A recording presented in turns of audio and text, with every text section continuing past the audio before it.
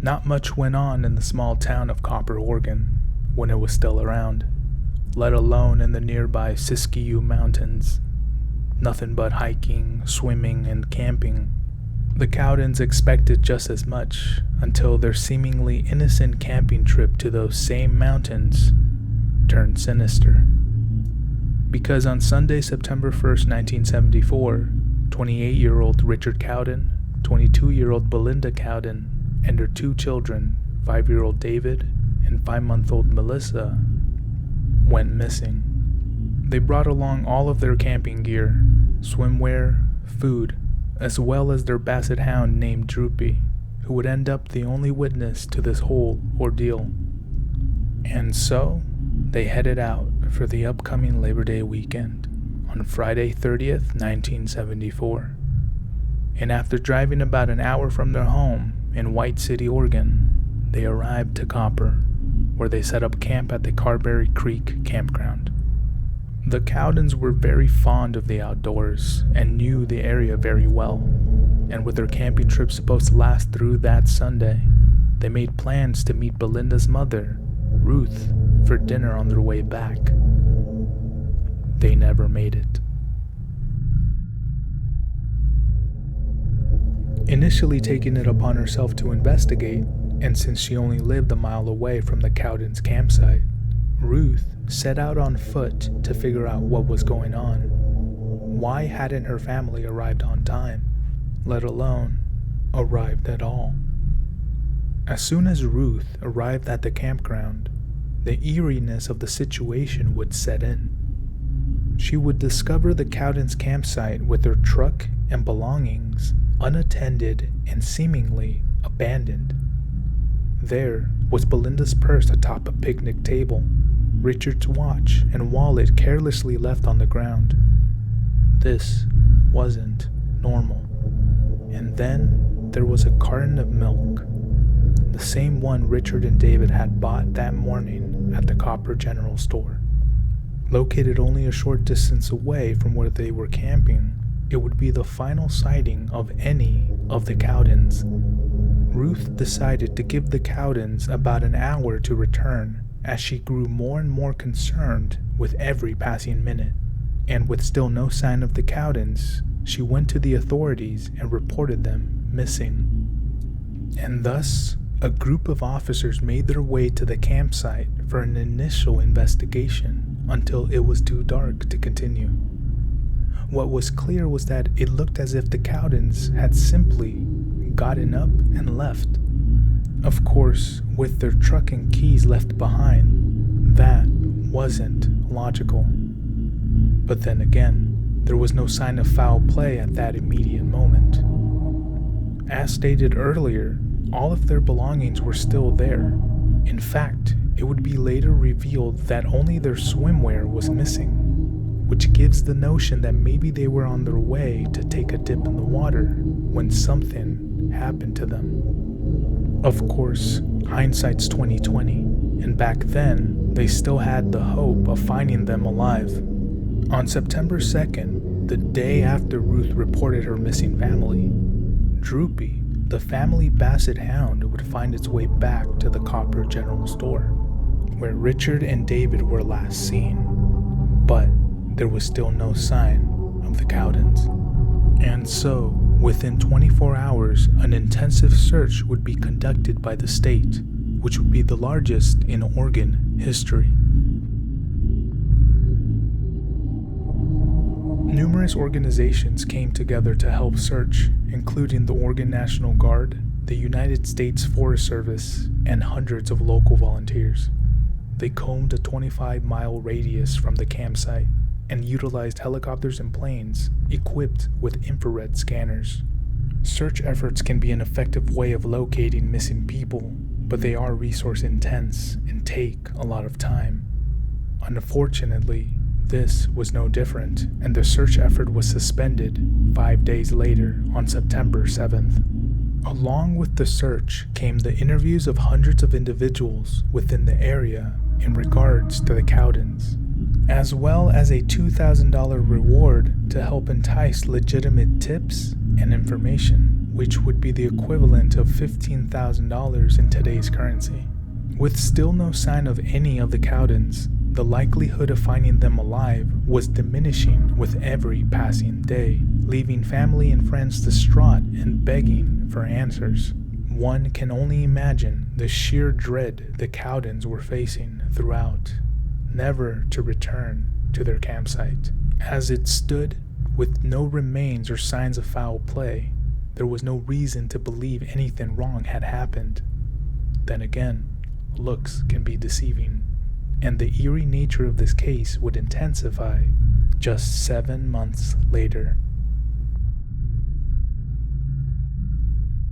Picture this. 2 gold prospectors are venturing through a wooded area near Carberry Creek, relatively close to where the Cowdens went missing, and their decision to do so would fling them into a hellish setting.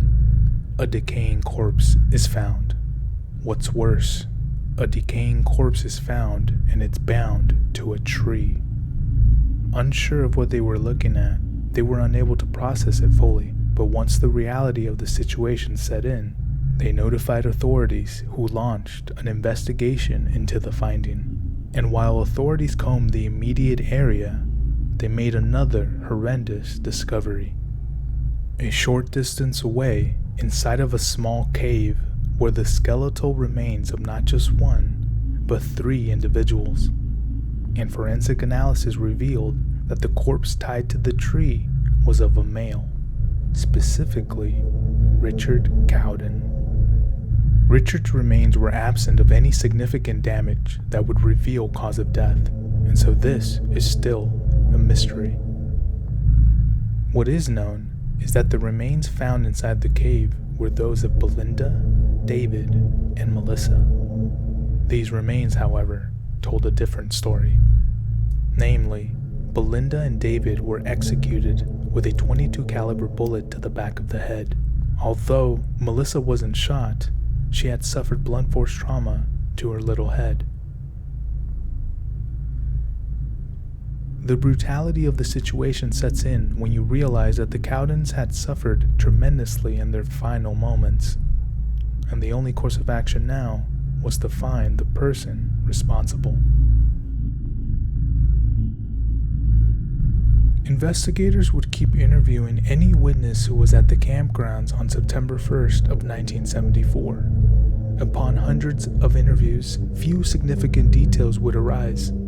Although what did stand out was that a family traveling from Los Angeles had arrived at the campsite around 5 p.m. the day the Cowdens went missing. They recall that while exploring Cadbury Park, they noticed 2 men and a woman inside of a truck parked nearby. And according to the father, they acted like they were waiting for us to leave, and frankly, they made us nervous, so we moved on.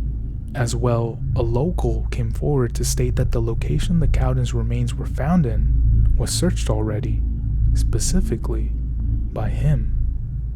And so, as to not cause confusion, law enforcement requested the local lead them to where he thought he had already searched.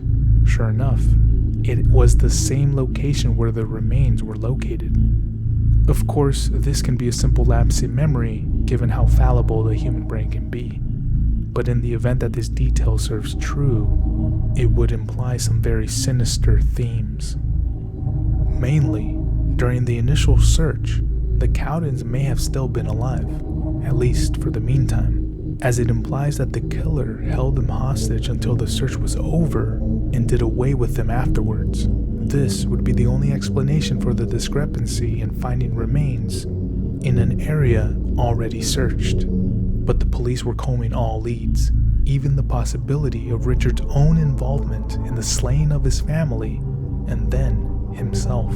This theory didn't pan out, as Richard's corpse was found tied to the tree. Unless he tied himself up, it didn't make sense. Also, the murder weapons were never found, which leads investigators to believe the murderer is still out there. The lead investigator, Lieutenant Kazar, had his own theories though. Firstly, since Belinda and her children's remains were found in an obscure cave, the suspected killer had to be a local to the area and knew where the cave was to begin with.